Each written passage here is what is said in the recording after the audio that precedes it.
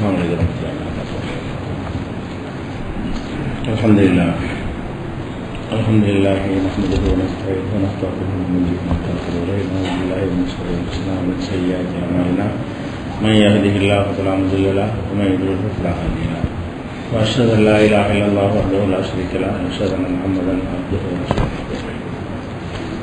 கண்ணியத்திற்குரிய எல்லாம் வல்ல அல்லாஹு ஜல்ல ஷானஹு தஆலாவின் நல்லடியார்களே, இஸ்லாத்தினுடைய ஆதாரம் இறைவனுடைய வஹி மட்டும்தான். மற்ற யாருடைய கருத்துக்களும் இஸ்லாத்தினுடைய ஆதாரமாக இருக்க முடியாது. அதில் குறிப்பாக மதுஹப் என்று சொல்லப்படக்கூடிய அந்த கோட்பாடு இஸ்லாத்துக்கு எதிரானது. அந்த நூல்களில் எழுதப்பட்டிருக்கிற விஷயத்திற்கும் இமாம்களுக்கும் சம்பந்தம் இல்லை.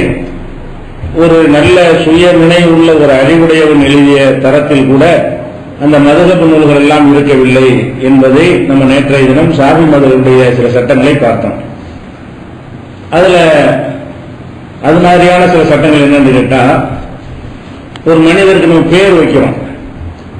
இந்த பேர் ஒரு அடையாளத்துக்கு தானே தவிர இந்த பேர் வைத்தால் ஒரு பெரிய கண்ணியம், உலகத்துல கண்ணியமா கருதப்படணும், இந்த பேர் வச்சால் ஒரு மரியாதைக்குரியவராக கருதப்படணும், இப்படியான நோக்கத்திற்கு யாரும் பேர் வைக்கிறது கிடையாது.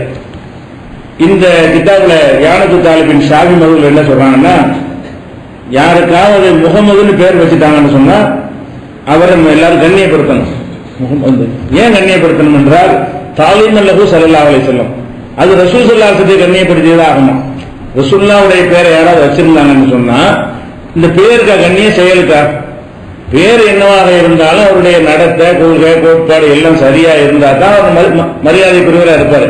அதுல கண்ணியப்படுத்த வேண்டிய அவசியம் இல்லை. யாரையும் யாரும் கண்ணியப்படுத்துற எந்த ஒரு தேவையும் ஏற்படவில்லை. அப்ப முகமதுன்னு பேர் வச்சா கண்ணியப்படுத்தணும் இந்த மாதிரிலாம் எழுதுறதுக்கு என்ன காரணம்னா மார்க்க அறிவு இல்லை. ரசூலுல்லாஹ் நேசிக்கிறோம்னு நினைக்கிறாங்களே தவிர இது எப்படி நேசத்தினுடைய ஒரு அம்சமா இருக்கும் என்பது அவங்களுக்கு என்ன செய்யல, தெரியல என்பதற்கு இது ஒரு ஆதாரமா எடுத்துக்கொள்ளலாம். அதே மாதிரி இவங்க அறியாமையை காட்டக்கூடிய சில சட்டங்கள். ரசூல் ஸல்லல்லாஹு அலைஹி வஸல்லம் அவர்கள் அல்லாஹ்வுடைய தூதர் அனுப்பப்பட்டாங்க, நமக்கு தெரியும். மனிதர்களுக்கு மாத்திரம் இல்லாம ஜின்களுக்கும் அவங்க தான் தூதர். ரசூல் ஸல்லல்லாஹு அலைஹி வஸல்லம் அனுப்பப்பட்ட பிறகு ஜின் இனத்தாருக்கும் அவங்க தூதர் அனுப்பப்பட்டார்கள் என்பதற்கு ஆதாரங்கள் இருக்கிறது. சூரத்துல் ஜின் என்கிற குர்ஆனுடைய அத்தியாயத்தில் அந்த சூரா மூசா தான் சொல்லுகிறது. ஆனா ரசூல் ஸல்லல்லாஹு அலைஹி வஸல்லம் அவர்கள் மலக்குகளுக்கும் அவங்க தான் ரசூல் எழுதி வச்சுக்கிறாங்க. மலக்குகளுக்கு ஏவல் விளக்கம் இருக்கா? அவங்களுக்கு சட்டம் இருக்குதா? அவங்க எப்படி படைக்கப்பட்டார்கள் அப்படி நடப்பாங்க. யாருக்கு ரசூல் வேணும்? மனிதன் ஜின், இவங்க பகுத்தறிவு உள்ளவங்க. அல்லாஹ்வுடைய கட்டளை மீறுவாங்க. அல்லாஹ்வுக்கு பயந்து அவங்களா ஒழுங்கா நடந்தாலே தவிர மற்ற நேரத்தில் அல்லாஹ்வுடைய கட்டளை மீறுவாங்க, தப்பு செய்வாங்க, கொலை செய்வாங்க, புற பேசுவாங்க, பொய் சொல்லுவாங்க, திருடுவாங்க, கொள்ளையடிப்பாங்க. எல்லாம் செய்யக்கூடிய தன்மை மனிதனுக்கு இருக்கிறது, ஜின்களுக்கும் இருக்கிறது. அப்ப அந்த இனங்களுக்கு இறையச்சத்தை ஊட்டி ஒரு போதனை செய்வதற்கு தான் தூதர் தேவைப்படுது. மலக்குமார்களுக்கு எதுக்கு தூதர்ன? மலக்குமார்கள் எப்படி லா யஅஸூன அல்லாஹ மா அமரஹும், அல்லாஹ்வுடைய கட்டளை மீற மாட்டார்கள். யஃபாலுன மா யுமரும், எது கட்டளையிடப்படுகிறது அதை அப்படி செஞ்சு முடிப்பாங்க. ஒரு நிமிஷம் கூட லா யஸ்பிகுனஹு பில் கௌலி, ஒரு சொல்லை கூட முண்டி பேச மாட்டார்கள். இப்படியாக மலக்குமார்களுடைய பண்பை பற்றி அல்லாஹ் குர்ஆன்ல சொல்லி காட்டுகிறான். இவங்க என்ன செய்யறாங்க? மலக்கத்தை அல்லாஹ் வேண்ட தூதர் அனுப்பி வைப்பான் ரசூலுக்கு வஹி கொடுக்கறதுக்காக வேண்டி. ரசூல்மார்களுக்கு செய்திகளை சொல்வதா இருந்தா மலக்கு கூப்பிட்டு நீ போய் சொல்லிட்டு வாண்டு அனுப்புவானே தவிர ரசூல் வேண்டும் மலக்கு வேண்டுமானால் ரசூலுல்லாஹ்வுக்கு ஒரு தூதரா வந்திருக்காரு. ரசூல் ஸல்லல்லாஹு அலைஹி வஸல்லம் எந்த மலக்கு என்ன சொன்னாங்க? மலக்கு மாதிரிலாம் கூப்பிட்டு நீ ஒழுங்கா நடந்துக்கணும், இந்த மாதிரி செய்யுங்க, இந்த மாதிரி இப்படி சாப்பிடுங்க, இப்படி குடிங்க எல்லாம் சொன்னாங்களா? இப்படி சொல்லுவீங்க, நான் சொல்லுவதை பார்த்து நீங்க சொல்லுவீங்கன்னு கற்றுக் கொடுத்தாங்களா? இல்ல. மலக்குமார்கள் தான் ரசூலுல்லாஹ்வுக்கு எப்படி சொல்லுவது கற்றுக் கொடுக்க வந்திருக்கிறாங்க. இவன் அப்படி தலைகளை உள்டா பண்ணி ரசூலுல்லாஹ் நேசிக்கிறாங்க. அப்படி ரசூலுல்லாஹ் புகழ்றவங்க பேர்ல அவங்க பேரை வச்சா கண்ணியப்படுத்தணும்.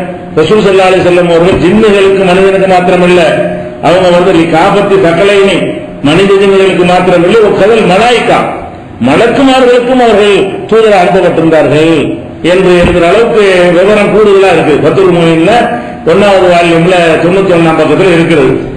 அதே மாதிரி இப்ப எந்த ஒரு நெருக்கமான கணவன் மனைவி எப்படி எடுத்துக்கிறோம்? உங்க மனைவியுடைய தலையில எத்தனை முடி இருக்குன்னு ஒரு கணவனுக்கு தெரியுமா? தெரியாது. கணவன் மனைவி தான் நெருக்கமான உறவு. ஒரு கணவனுடைய மீசையில தாடியில இத்தனை முடி இருக்குன்னு மனைவி சொல்ல முடியுமா? 35 வருஷம் வாழ்ந்தான் சொல்ல முடியுமா? முடியாது. அதனால எதுவும் முடியாது. எங்களுக்கு இல்ல, இயலாதது. எதை என்னன்னா 80 பல்ல வேண்டாம் என்ன சொல்லலாம், இத்தனை பல்ல இருந்துச்சு அவருக்கு சொல்லலாம். தாடி இத்தனை முடிவு என்ன முடியும், யாராலும் என்னவே முடியாது. இவங்க என்ன செய்யறாங்கன்னு கேட்டா, காலம் அறிந்து கொள்ளுங்கள், ரசூல் ஸல்லல்லாஹு அலைஹி வஸல்லமுடைய கான அதது ஷாரிகா, ரசூலுல்லாஹ்வுடைய தாடி முடிவுடைய எண்ணிக்கை எவ்வளவு என்றால் 1,420 அல்பன், 1,24,000 முடி இருந்தது. யார் ரசூலுல்லாஹ்வுடைய தாடியில எத்தனை முடி இருந்துச்சா? 1,24,000. எதுக்கு இது சொல்றோம்னு கேட்டா, வாயில வந்து தரிப்பாயின்னு தெரியுது. இது யாராலையும் சொல்ல முடியாது. அல்லாஹ்வுடைய தூதர் கூட அப்படி சொல்ல வகையில சொல்ல ஏண்டால் கூட அதெல்லாம் இதுதான் சொல்ல மாட்டேன், தேவையற்ற விஷயங்கள். இதனால மக்களுக்கு எந்த ஒரு நன்மையும் இல்லை. ஆனா அவனவன் தனக்கு இருக்கிற முடிய கூட கண்ணாடிக்கு முன்னாடி எண்ணி சொல்ல ஏழுமா? சரி, 1,24,000 என்ன கணக்குல வரும் தெரியுமா உங்களுக்கு? 1,24,000 முடியும்னா அது எவ்வளவு ஒரு இப்ப இருக்கிற யாருடைய தாடியை விட ஒரு 50 மடங்கு பெருசா இருக்கும். இப்படி இருக்கணும், அப்பதான் 1,24,000 இருக்கும். அப்ப 1,24,000 முடி இருந்தது என்று சொல்லி யாரும் எந்த ஒரு அறிவிப்பும் இல்லாம, ஹதீஸும் இல்லாம, வகையும் இல்லாம, ஒரு பயனும் இல்லாம இது தெரிஞ்சு என்ன போகுது? ரசூலுல்லாஹ்வுடைய தலையில் இத்தனை முடி இருந்துச்சுன்னு தெரியுது ஒரு மார்க்கமா? தாடி இத்தனை முடி இருந்துச்சு அவசியமா? அவசியம் தான் சொல்லிட்டு போயிருப்பாங்க. அதுல எந்த ஒரு பின்பற்றுதல் கிடையாது.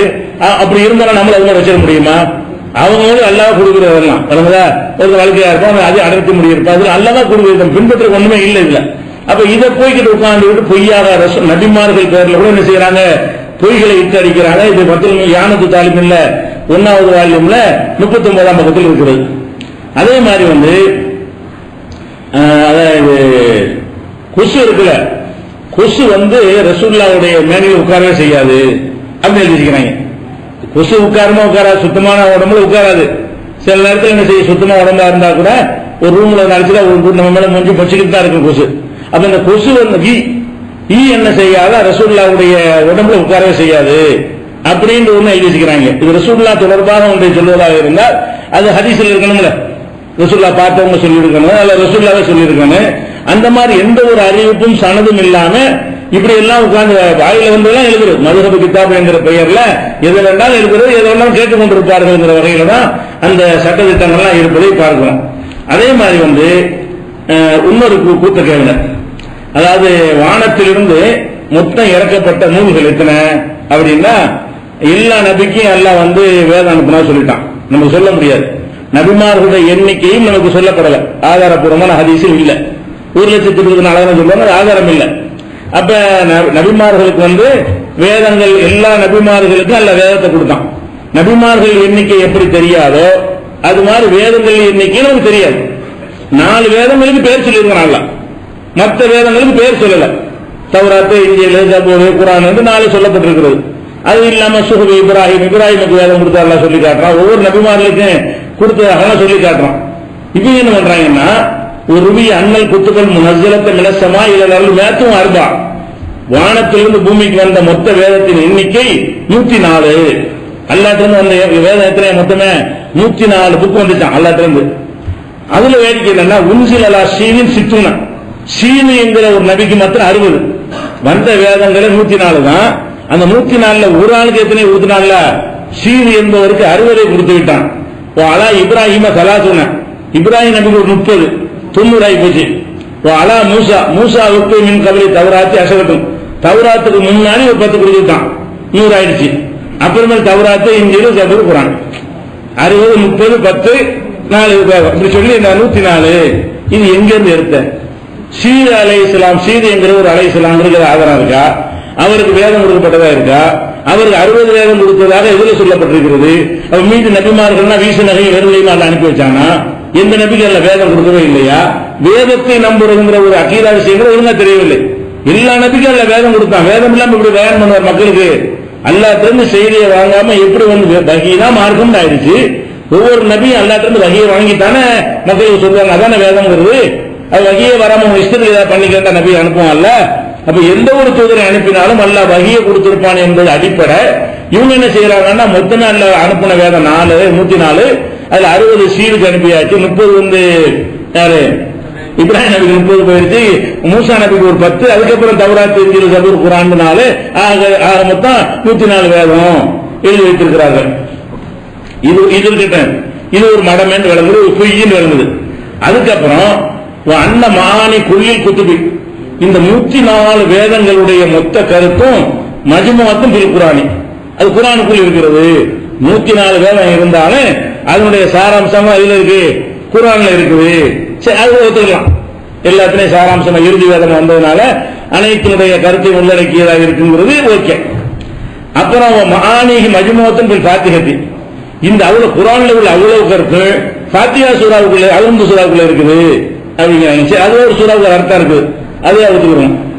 மஆனிஹா மஜ்முஅத்துன் ஃபில் பஸ்மலா, இந்த ஃபாத்திஹாவில் உள்ள அத்தனை அர்த்தம் பிஸ்மில்லாவுக்குள்ள அடக்கம். அதுக்கப்புறம் மஆனிஹா மஜ்முஅத்துன் ஃபில் பாயிகா, இந்த இவ்வளவு பிஸ்மில்லாவுல பி இருக்குல்ல முதல் எழுத்து, அதுக்குள்ள அடங்கிருச்சு. இந்த பி என்பதற்குள்ளதான் எது இருக்குது, பிஸ்மில்லா இருக்கு, பிஸ்மில்லாவுக்குள்ள அல்ஹம்து இருக்குது, அல்ஹம்துக்குள்ள குர்ஆன் இருக்கு, குர்ஆனுக்குள்ள 104 வேதம் இருக்குது அப்படிங்கிறாங்க. அதுக்கப்புறம் மஆனிஹா, அப்புறம் அதுக்கு என்ன செய்யறாங்கன்னு கேட்டா நுக்தாவுல, அந்த நுக்தா இருக்குதுல புள்ளி, அந்த பிஸ்மில்லாவுல மஆனில் பாய் பி நுக்தத்திலா, பிஸ்மில்லான்னு பே இருக்குல்ல, பே எழுத்து கீழே ஒரு புள்ளி வைப்பாங்கல்ல, அந்த புள்ளியில எல்லாம் இருக்குது. அப்ப ஒரு புள்ளியை வச்சுட்டோம்னா அதான் பிஸ்மில்லா, அதான் குர்ஆன், அது அல்ஹம்து சூரா, அது 104 வேதம். ஒரு புள்ளி ஏதாவது இருக்குமா, அர்த்தம் இருக்குதா சொல்றதா ஒரு வசனத்தில் இருக்கும், ஒரு வாக்கியத்தில் இருக்கும். புள்ளி என்பது என்னது, அது ஒரு எந்த ஒரு கருத்தையும் தராத ஒன்று, எது கொண்டாலும் புள்ளி வைக்கலாம். தமிழோட காணா கூட மேல புள்ளி வைப்பான், அதுல எல்லாம் இருக்குமா? அப்ப பிஸ்மில்லாவுல நீ பேக்கி கீழே புள்ளி வச்சீங்கன்னா தமிழ்ல படிக்கணும் என்ன செய்யுமா, தமிழ்ல புள்ளி வைக்குவான். எத்தனை பாஷைகளை புள்ளி வைப்பான். புள்ளிங்கிறது என்ன, கருத்து தரக்கூடியதா? புள்ளிக்கு ஒரு மீனிங் இருக்குமா? அவ புள்ளிங்கிறதுக்கு மீனிங்கே இல்லாத ஒன்ன வச்சுக்கிட்டு இந்த புள்ளியில் எல்லாம் அடக்கம் அப்படின்னு என்ன வித்தியாசம் ஏதாவது சொல்லணும்னு சொல்றாங்களே தவிர ஒரு மூளை உள்ளவன் சொல்ற மாதிரி என்ன இல்ல, இந்த வாசனை இருக்கவில்லை. அதை பார்த்துட்டோம். அதுக்கப்புறம் என்னன்னு கேட்டா அல்லாஹ்ங்கிற வார்த்தைக்கு சிறப்பு சொல்றாங்க. அல்லாஹ்ங்கிற வார்த்தைக்கு எப்படிப்பட்ட சிறப்புன்னா அதுக்கு சரி அதிசயிக்கத்தக்க விளைவுகள்லாம் இருக்கிறது. ஒருத்தன் தனிமையில உட்கார்ந்து கொண்டு பைத்தியம் பிடிக்கிற அளவுக்கு அல்லாஹ் அல்லாஹ் அல்லாஹ் அல்லாஹ் எப்படிமா ஹத்தா எதில் வேலைக்கு அது அவனை மிஞ்சிடணுமா, அந்த அளவுக்கு உட்கார்ந்துகிட்டு எல்லாத்தையும் மறந்துட்டு கொண்டாடி பிள்ளை சோறு தண்ணி அனைத்தையும் மறந்துட்டு அல்லாஹ் அல்லாஹ் அல்லாஹ் சொல்லிக்கிட்டு இருந்தா அந்த நிலையில் அவனுக்கு ஒரு மாற்றம் ஏற்படுமா. ஏற்பட்ட உடனே குளிர்ந்தா ஆயிருமா. அவன் ஒரு பொருளை பார்த்து என்ன செய்வானா, இப்படி அல்லாஹ் அல்லான்னு சொன்னோன்னு பவர் ஏறி அல்லாஹ்வுடைய பவராக அவனுக்கு ஆயிருமா. ஏதாவது ஒரு பொருளை பார்த்து ஆகுன்னு ஆயிரும், சாவுண்டா செத்துருவீங்க. இது என்ன சொல்றாரு ஆகிவிடும், அல்லாஹ் ஆயிடுவானா. இப்ப ஒரு மனிதன் அல்லாஹ் அல்லான்னு சொல்லி கொண்டிருந்தால் அவனை அல்லாஹ் ஆகிவிடுவான்னு எழுதிக்கிறாங்க. இது ஈமானா, இவனுக்குள்ள காபீர் ஒருத்தன் கொடுக்கணும், இது எழுதுன இவனை காபீரா இல்லை இவன். அப்ப அல்லாண்டு ஒருத்தன் சொல்லுவதால் அவனை அல்லாஹ் ஆயிடுவான்னு சொன்னா இவன் பக்கா காபீரா இல்லையா? இந்த காபீராகக்கூடிய ஒரு கருத்தை தான் நம்ம மதரசாக்கள்ல பாடத்திட்டத்தில் வச்சு சாபி மதுஹப் என்று சொல்லிக் கொண்டிருக்கிறார்கள். அதே மாதிரி ரஹீம், பிஸ்மில்லாஹிர் ரஹ்மானிர் ரஹீம் போட்டு விளக்கம் கொடுப்பாங்க. அப்படி பிஸ்மில்லா அல்லாஹ்வுடைய சிறப்பு தெரிஞ்சுக்கிட்டீங்களா?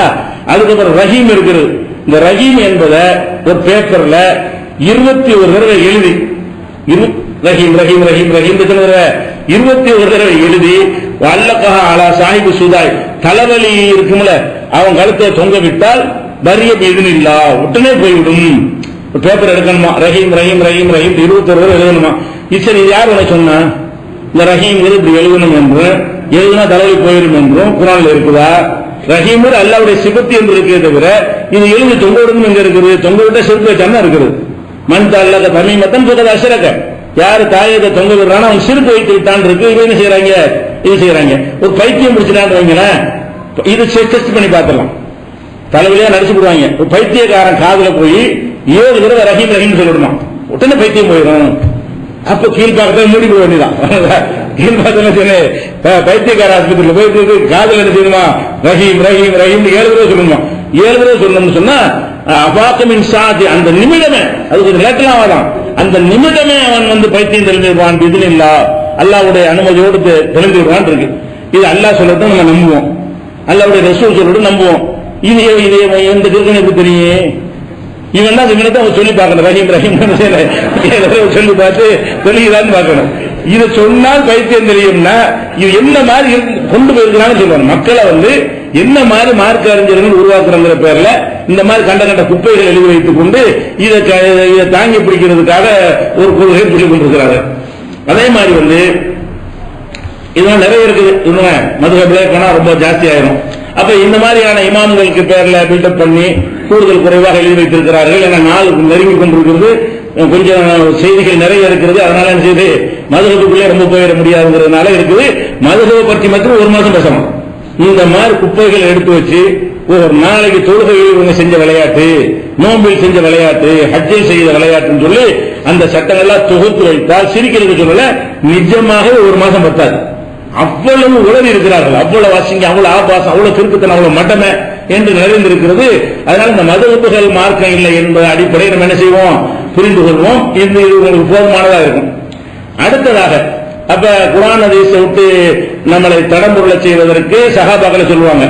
அதுக்குரிய சான்றுகள்லாம் சொல்லிட்டோம். சஹாபாக்கள் வகை வராது, அவங்களும் மனிதர்கள் தான், அவங்க நல்லவங்க என்பது வேற, அவங்களை பின்பற்றி என்பது வேற கிடையாதுன்னு சொல்லிட்டோம். அடுத்து மதுஹபு சம்பந்தமா சொல்லும் போது மதுஹபுக்கு இமாம்களுக்கு சம்பந்தம் கிடையாது. மதுஹப் அவங்க எழுத்தாங்க, அவங்க பேரை பயன்படுத்திக் கொண்டு பிற்காலத்தில் எழுதியதை மதுஹப் என்று சொல்லுகிறார்கள். அது கூட ஒரு அறிவுபூர்வமா ஒரு அறிஞனுடைய கூற்றை போல இருக்கவில்லை. வைத்தியக்காரனின் உணர்வை போலதான் ஷாஃபி மதுஹபுடைய சட்ட நூல்களும் ஹனபி மதுஹபுடைய சட்ட நூல்களும் இருக்கின்றன என்பதை சொன்னோம்.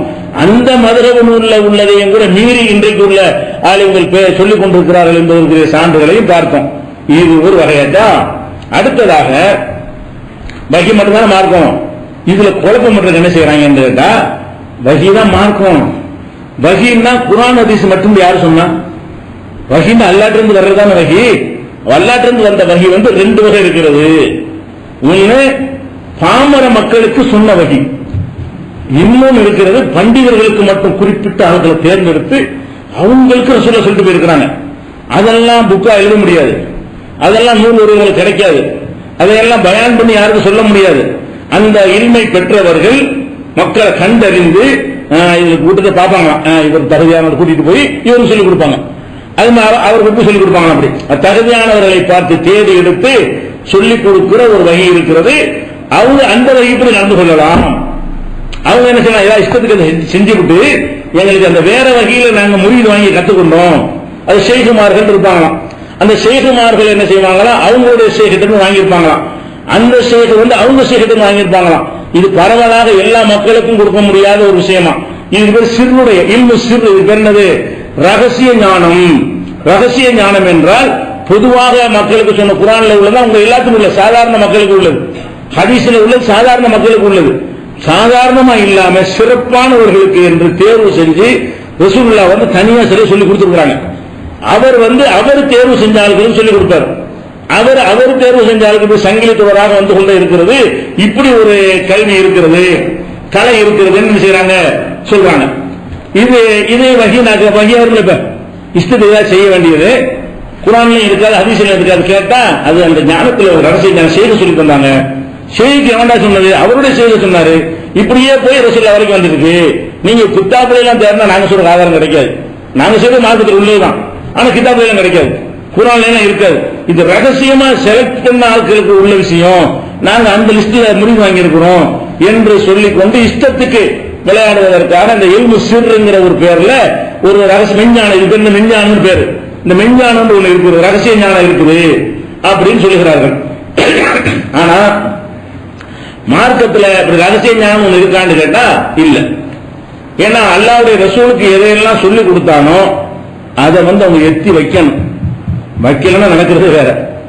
ரசூலுல்லாஹ்வுக்கு அல்லாஹ் ஒரு செய்தியை கொடுத்துட்டான்னு சொன்னா எதுக்காக அல்லாஹ் கொடுக்கறான்?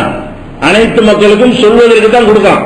இப்ப நபிகள் நாயகம் ஸல்லல்லாஹு அலைஹி வஸல்லம் என்ன செய்வாங்கன்னு கேட்டா, அந்த கடைசி ஹஜ்ஜில கூட எல்லா செய்தியும் சொல்லிவிட்டு அலாஹல் பல்லக்து, எனக்கு அல்லாஹ் சொன்ன செய்தியெல்லாம் உங்களுக்கு சொல்லிவிட்டேனா, அலாஹல் பல்லக்து உங்களுக்கு எத்தி வைத்து விட்டேனா கேட்பாங்க. அப்ப மக்கள் ஆமான்னு சொல்லுவாங்க. அப்ப ரசூல் ஸல்லல்லாஹு அலைஹி வஸல்லம் அல்லாஹு மஸ்ஹத், இறைவா நீ சாட்சி, இவ்வளவு மக்களும் சாட்சி சொல்லி இருக்கிறார்கள், நீ சொன்ன எந்த ஒரு விஷயத்தையும் நான் கூட்டாமல் குறைக்காமல் மக்களுக்கு எத்தி வைத்து விட்டேன். அப்ப யாராவது ஒரு சஹாபி எந்திரிச்சு இல்லையே இந்த முக்கியமான ஆளுகள் கன்னியாஸ்திரியை சொல்லிக் கொடுத்தீங்கள அதை எத்தி வைக்கலன்னு சொல்லணும் யாரா கேட்டாங்களா? யாராவது பிற்காலத்திலே சொல்லி இருக்கிறாங்களா? அப்ப ரசூல் ஸல்லல்லாஹு அலைஹி வஸல்லம் தமக்கு வழங்கப்பட்ட அந்த எத்தி வைத்தல் என்கிற பொறுப்பை, ரசூலுடைய டியூட்டி அதுதான். அல்லாஹ்விலிருந்து வர்ற செய்தியை மக்களுக்கு சொல்றது அவருடைய ஒரே டியூட்டி. அந்த டியூட்டியை அவங்க நினைஞ்சாங்க சரியா செஞ்சாங்க என்று இருக்கும் பொழுது ரகசியமா சிலருக்கு மட்டும் சொன்னார்கள் என்பது இதுக்கு மாற்றமாக இருக்குது. இது புகாரில 105வது ஹதீஸில் பார்க்கலாம். அதே மாதிரி அல்லாஹ் குர்ஆன்ல என்ன சொல்றான்? 2வது அத்தியாயத்தில் 159 160 வசனங்களில் சொல்றான், இன்னல்லதீன யக்துமூன மா அன்ஸல்னா மினல் பையினாத்தி வல் ஹுதா மின் பாதி மா பையன்னாஹு லின்னாஸி பில் கிதாப். இந்த வேதத்தில் மக்களுக்கு நாம் தெளிவுபடுத்திய பிறகு இதை யார் மக்களை விட்டு மறைக்கிறாரோ உலாயிக யல்அனுஹுமுல்லாஹ், அவர்களை அல்லாஹ் சபிக்கிறான். யல்அனுஹுமுல் லாயினூன், சபிப்பதற்கு தகுதியானவர்களும் சபிக்கிறார்கள் அப்படின்னு அல்லாஹ் சொல்றான். அப்ப அல்லாஹ்ட்ட ஒரு செய்தி வந்துவிட்டால் அதை மறைக்க கூடாது. அப்ப ரசூல் ஸல்லல்லாஹு அலைஹி வஸல்லம் 2 பேருக்கு மட்டும் சொல்லி மற்றவங்களுக்கு சொல்லணும்னா மறைக்கிறதானே? மறைக்கிற பொதுவாக அனைவருக்கும் சொல்லி என்கிற விஷயத்தை 2 பேருக்கு மட்டும் சொல்லி 1 லட்சம் ரூபாய் கொடுக்குறாங்க அப்படின்னு சொல்லி கவர்மெண்ட்ல கொடுக்குறாங்க அறிவிப்பு வருது. எல்லாரும் எல்லாரும் வாங்குவீங்க, 2 பேர் கூப்பிட்டு வாங்க இப்படின்னு சொன்னா இது மறைக்கிறதா இல்லையா? எல்லாருக்கும் கொடுத்து அவன் அறிவிச்சிருக்கிறான். இவன் இடையில உட்கார்ந்து 2 பேருக்கு மட்டும் சொன்னான்னு சொன்னா மீதி பேருக்கு அந்த உதவி கிடைப்பதை தடுக்கிறான், மறுக்கிறானா இல்லையா? அப்படி செய்தால் லானத்து சாபத்துக்குரிய வேலை என்று அல்லாஹ் சொல்றான். அப்ப நபிகள் நாயகம் ஸல்லல்லாஹு அலைஹி வஸல்லம் அவங்களுக்கு சொல்ல எந்த ஒரு விஷயத்தையும் இது உனக்கு மட்டும் உள்ளது, இது உனக்கு மட்டும் உள்ளது பிரித்து சொன்னதே கிடையாது. அப்படி சொன்னால் அவங்க குற்றவாளி ஆகிடுவாங்க, மறைக்க கூடாது. அவங்க தெளிவுபடுத்துவதற்காகத்தான் ரசூலாக அனுப்பப்பட்டார்கள் என்று 159 வசனத்தில் சொல்லி காட்டுகிறான். அதே மாதிரி இன்னல்லதீன யக்துமூன மா அன்ஸலல்லாஹு மினல் கிதாபி வயஸ்தரூன பிஹி ஸமனன் கலீலா, அற்பமான விலை பேசி அல்லாஹ்வுடைய வேதத்தை யார் மறைக்கிறார்களோ அவர்கள் நரக நெருப்பை சாப்பிடுகிறார்கள். அல்லாஹ் அவங்கள்ட்ட பேச மாட்டான், கியாமத் நாள்ல அவங்களை தூய்மைப்படுத்த மாட்டான்னு சொல்லி மறைக்கிறது. அல்லாஹ்வுடைய செய்தியை மறைக்கிறது அவ்வளவு பெரிய குற்றமாக சொல்லப்பட்டிருக்கு 224. அதே மாதிரி அல்லாஹ் குர்ஆன்ல சொல்றான், யா அய்யுஹர் ரசூல், ரசூலே பல்லிகுமா உன்சில இலைக்க மின் ரப்பிக்க, உன் இறைவனிடமிருந்து அருளப்பட்டதை எடுத்து சொல்லிவிடு. இல்லம் தஃபால், அப்படி சொல்ல தவறினால் ஃபமா பல்லக்த ரிசாலத்துஹு, என் தூதை நீ சொன்னவர் ஆக மாட்டாய். நான் ஒரு செய்தி உனக்கு தந்துட்டேன் என்று சொன்னால் மக்கள்கிட்ட சொல்லிடுறேன். கொஞ்சம் பேருக்கு சொல்ல, அதிகமான பேருக்கு மறைத்து விட்டு 2-3 பேருக்கு சொன்னால் அவங்களுக்கு சொல்லலை என்று ஆகிறது. அப்படி செய்தால் ஃபமா பல்லக்த ரிசாலத்துஹு, அவனுடைய தூது செய்தி எடுத்து சொன்னாலாக நீ ஆக மாட்டாய், அதில் குறை வைத்ததாக நான் எடுத்து விடுவேன் என்று ரசூல் ஸல்லல்லாஹு அலைஹி வஸல்லம் அவர்களை அல்லாஹ் 5:67 வசனத்தில் கண்டிக்கிறான். அதே மாதிரி அன்பு சொல்றான்ல, மறைவான விஷயங்கள் சிலதை ரசூல்மார்களுக்கு நான் அறிவிச்சு கொடுக்கிறேன். எதுக்கு அறிவிச்சு கொடுக்கிறேன்னு கேட்டா அவர் மக்களுக்கு சொல்றாரா என்பதற்கு தான் அறிவிச்சு கொடுக்கிறேன். அதை கண்காணிக்க தனி மலக்கு நியமிச்சிருக்கிறான்ல. ரசூல்மார்களை அனுப்பி மக்களுக்கு சொல்லணும்னு கேட்ட சொல்லிவாரு. இருந்தாலும் அல்லாஹ் என்ன செய்யணும், அவருடைய பவரை காட்டுறதுக்காக வேண்டி ரசூலை அனுப்பிட்டு இந்த ஆளுக்கு பின்னாடியே போ, சொல்ற செய்தி ஒழுங்கா சொல்றாரான்னு பாரு அப்படின்னு ஒவ்வொரு ரசூல் அனுப்பும் போதும் அந்த ரசூல் ஒழுங்காக சொல்கிறார். நமக்கு எப்படி கிராமம் காட்டுன்னு உட்கார்ந்து எழுதுறாங்களோ அந்த மாதிரி எழுதுவதோட ஸ்பெஷல் எழுத்தாளர்கள் யாருக்கு? ரசூல்மார்களுக்கு. சொன்ன செய்தி வகி வந்தவுடனே ஜிப்ரீல் சொன்னவன கவனிப்பார் மலக்கு, இதை இவர் வச்சுக்கிறாரா மக்களுக்கு சொல்றாரா அப்படின்னு நல்லா சொல்றான். 72வது அத்தியாயத்தில் 28வது வசனத்தில் சொல்லி காட்டுகிறான், இன்னஹு யஸ்லுக்கு மின் பைனி யதைஹி மின் கல்பிஹி ரஸதா, அவருக்கு முன்னரும் தூதருக்கு முன்னரும் பின்னரும் ஒரு கண்காணிப்பாளரை நான் நியமித்து வைத்திருக்கிறேன். லியஅலம அன்கத அப்லகு ரிசாலாத்தி ரப்பிஹிம், ரப்புடைய ரிசாலாத்தை தூது செய்திகளை இவர்கள் சொன்னார்களா என்று கண்டறிவதற்காக தூதர்மார்களுக்கு நான் செய்தியை மக்களுக்கு சொல்றேன். அவர் அனைத்தையும் சொல்லாம 2 விஷயத்தை சொல்லி 4 விஷயத்தை சொல்லாமல் இருக்கிறாரா, சாதகமானதை சொல்லி பாதகமானதை சொல்லாமல் இருக்கிறாரா, எது லாபம் அதை சொல்லிவிட்டு கஷ்டம் தரக்கூடிய சொல்லாமல் இருக்கிறாரா, இதையெல்லாம் கண்டுபிடிப்பதற்காக வேண்டி அவருக்கு முன்னரும் அவருக்கு பின்னரும் கண்காணிப்பாளர்களை நியமித்து வைத்திருக்கிறேன் என்று 72வது அத்தியாயத்தில் 28வது வசனத்தில் எல்லாம் சொல்லி காட்டுகிறான். அப்ப என்ன இதுல விளங்குது? ரசூல்மார்கள் எதை மறைச்சிட முடியாது, அவங்க கட்டளையை கரெக்டா செய்வாங்க. பிளஸ் என்ன பண்றான், எல்லாம் மேற்கொண்டு கண்காணிக்கக்கூடிய மலக்குகள் தனியாக கவனிச்சுட்டு இருக்கிறாங்க. ஒரே டியூட்டி, சிங்கிள் டியூட்டி தான் அவங்களுக்கு. என்ன டியூட்டி? இவர் ஒழுங்கா சொல்றாரா இல்லையா, வேற எதுவும் பார்க்க மாட்டாங்க. இந்த தூதர் ஒழுங்கா மக்களுக்கு சொல்றாரா, அப்ப ஒவ்வொரு தூதருக்கும் நான் இப்படி நியமித்து வைத்திருக்கிறேன் எல்லாம் சொல்லி இருக்கும் பொழுது அப்ப ரசூல் எப்படி கொஞ்சத்தை சொல்லி கொஞ்சம் பேருக்கு சொல்லாம இருப்பாங்க. அதே போல எல்லாம் சொல்றான் 14:52 சொல்றான், ஹாதா பலாகுல் லின்னாஸ், இது மனித குலத்திற்கு சென்றடைய வேண்டிய செய்தி அப்படிங்கிறான். மனித குலம் யாரும் விடக்கூடாது. 2 பேருக்கு மனித குலமா? அல்லாஹ்விடம் ஒன்று செய்தி 2 பேருக்கு சொல்லிவிட்டு 98 பேருக்கு சொல்லவில்லை என்று சொன்னால் அது மனித குலத்துக்கு சென்றடைய வேண்டிய செய்தியாக இல்லை, மனித குலத்துக்கு மறுக்கப்பட்ட செய்தியாக இருக்கிறது. ஆனா அல்லாஹ் எப்படி சொல்லி காட்டினா, முகமது இந்த செய்தி உனக்கு தருவது பலாகுல் லின்னாஸ், அனைத்து மனிதர்களுக்கும் சென்றடைய வேண்டியது என்று சொல்லி காட்டுகிறான் 14:52. அதே மாதிரி ரசூல்மாருடைய வேலை என்னவென்றால், இன்னமா அலா ரசூலினல் பலாகுல் முபீன், ரசூலுடைய வேலையை தெளிவா சொல்றது. அர்த்தம் அனுப்பி இருக்கிற சொன்னது அப்படி சொல்லி கொண்டவரு, அவர் இஷ்டத்துக்கு ஆளுகள் தேர்ந்தெடுத்து சொல்ல முடியாது. அனைவருக்கும் சொல்ல வேண்டும் என்று 64:12 சொல்லி காட்டுகிறான். அதே மாதிரி 3:20 சொல்லி காட்டுகிறான். 5:92 சொல்லுகிறான். 24:54 சொல்றான். இது எல்லாத்திலும் என்ன என்று கேட்டால் ரசூல்மார்களுடைய வேலை தெளிவா சொல்லிவிடணும், ஒண்ணு கூட வச்சுக்கிற கூடாது. அப்ப எல்லாத்தையும் எல்லாருக்கும் சொல்லணும்னு அல்லாஹ் சொல்லி இருக்கும் போது நபிமார்கள் குறிப்பா சில பேருக்கு மட்டும் ஸ்பெஷலாக சொல்லி உனக்கு மட்டும் வச்சுக்க அப்படின்னு சொன்னார்கள் என்பது சரியா இருக்குமா? அப்படி இந்த மார்க்கத்தில் இருக்க முடியுமான்னு இருக்க முடியாது. இதை விட முக்கியமா 21:109 வசனம் ரொம்ப முக்கியமான ஒரு வசனம். 21:109 என்ன சொல்றான்னு கேட்டா, நபியை நீங்க சொல்லுங்கள், ஆதத்துக்கும் அலா சவாயின், உங்கள் அத்தனை பேருக்கும் நான் சமமாக அறிவித்து விட்டேன் என்று சொல்கிறாங்க. ரசூலுடைய வேலையை என்ன? பொறுக்கி எடுத்து அறிவிக்க கூடாது. வேண்டிய மக்காவாசி கூட அறிவிக்கிறது, முஹாஜிர் கூட அறிவிக்கிறது, சொந்தக்காரன் கூட அந்த விளையாட்டுல அறிவிக்க கூடாது. ஆதத்துக்கும் அலா சவா, அனைவருக்கும் சவாவாக சமமாக நான் நினைச்சிட்டேன், அறிவித்து விட்டேன். அப்ப எல்லாருக்கும் சமமாக அறிவிப்பது ரசூலுடைய வேலை. ஆள் பார்த்து அறிவிக்கிற வேலை நமக்கு வேண்டாம் இருக்கலாம். நம்முடைய செயல்பாடுகள் ஆள் பார்த்து சில சொல்லுவோம். இது மனிதனுக்குள்ள பலவீனங்கள் இருக்கலாம். இறை தூதர்களுக்கு அந்த விளையாட்டு கிடையாது. அவங்க என்ன செய்யணும்? இந்த செய்தியை சமமாகத்தான் சொல்ல வேண்டும். வேண்டியதற்கு ஒரு மார்க்கம், வேண்டாததற்கு மார்க்கம், அந்த விளையாட்டு இருக்கக்கூடாது என்று 21:109 ஒரு வசனமே எல்லாத்தையும் அடிச்சு நொறுக்கி விடுகிறது. இப்ப இவ்வளவு பேர் என்ன செய்வாங்கன்னு கேட்டா, அதுக்கு சில ஆதாரம் இருக்குது. என்ன ஆதாரம் இருக்குது? ரசூல் ஸல்லல்லாஹு அலைஹி வஸல்லம் ஹுதைபத்துல் யமான் ஒரு சஹாபி இருந்தார். அவருக்கு எல்லா ரகசியத்தையும் சொல்லி கொடுத்திருந்தாங்க. ரகசியமான விஷயத்தையும் அவருக்கு என்ன ரசூலுல்லாஹ் சொல்லி கொடுத்திருந்தாங்க. எந்த அளவுக்கு சொல்லி கொடுத்தார்கள்னா, முனாபிக்குகள் யார் யார் என்ற பட்டியெல்லாம் யாருக்கு இருக்கு? ரசூலுல்லாஹ்க்கு அவருக்கு தான் தெரியும். முனாபிக்குகள் யார் யார் என்ற பட்டியெல்லாம் அவர் ஒரு ஆள் தான் தெரியும். அப்ப உமர் ரலியல்லாஹு ஆட்சி காலத்தில் அவங்க என்ன செய்வாங்களா, யாராவது இறந்துட்டா ஜனாசா கூப்பிடுவாங்கல்ல, அப்ப கூப்பிட்டாங்கன்னா தொழுகைக்கு போகும். அந்த முனாபிக்கு என்ன பண்றது? அது வெளியில் நமக்கு தெரியாம இருக்கும்ல. முனாபிக்குங்கிறது ரசூலுல்லாஹ்க்கு மட்டும் தான் தெரியும். அல்ல அறிவிச்சு கொடுத்ததுனால மற்ற சஹாபாக்கெல்லாம் முஸ்லீம் தொழுது தான் இருப்பாங்க. அது குற்றமும் இல்லை. தெரிஞ்சாத்தான் முனாபிக்குன்னு தெரிஞ்சாத்தான் சொல்லக்கூடாது. ஆனா ஹுதைபாவுக்கு ரசூலுல்லாஹ் சொல்லி கொடுத்ததுனால உமர் ஜனாசாவுக்கு போகும்போது என்ன செய்வாங்க? ஹுதைபா வாங்க ஜனாசாவுக்கு போயிட்டு கூப்பிடுவாராம். அவர் வந்தாருன்னா அது தொழுவிக்கு வரான். அவர் வரல, வேலை மறுத்துட்டாருன்னு சொன்னா முனாபிக்கா ஹுதைபா வரமாட்டேங்கிறாருன்னு சொல்லி இவரும் போக மாட்டாராம்.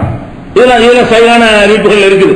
இந்த மாதிரியான சில அறிவிப்புகளை வைத்துக் கொண்டு இவருக்கு சிறு ரகசிய ஞானம் ஒரு ஞானம் இருக்கிறது, இவருக்கு எல்லாத்தையும் சொல்லிக் கொடுத்தாங்க அப்படின்னு ஒரு கதையை பரப்பி கொண்டிருக்கிறார்கள். இதனுடைய யதார்த்தமான விஷயத்தை நம்ம வழங்கிக் கொள்ளணும். என்ன யதார்த்தமான விஷயம் கேட்டா, ரசூல் ஸல்லல்லாஹு அலைஹி வஸல்லம் தபூக் யுத்தத்துக்கு போறாங்க. இந்த ஹுதைபாவுக்கு இந்த முனாபிக்குகள் பட்டியல் சொன்னாங்கல்ல, அதை மட்டும்தான் சொன்னாங்களா? அது ஏன் சொன்னாங்க? எல்லா ரகசிய ஞானத்தையும் தன்னிலே சொல்லிக் கொடுத்தாங்களா அவருக்கு என்பதை அறிந்து கொள்வதாக இருந்தால் அதனுடைய வரலாற்று பின்னணியை நம்ம தெரிஞ்சுக்கணும். இப்ப தபூக்கு போறதுக்கு பிறகு ரசூல் ஸல்லல்லாஹு அலைஹி வஸல்லம் திரும்பி வர்றாங்க.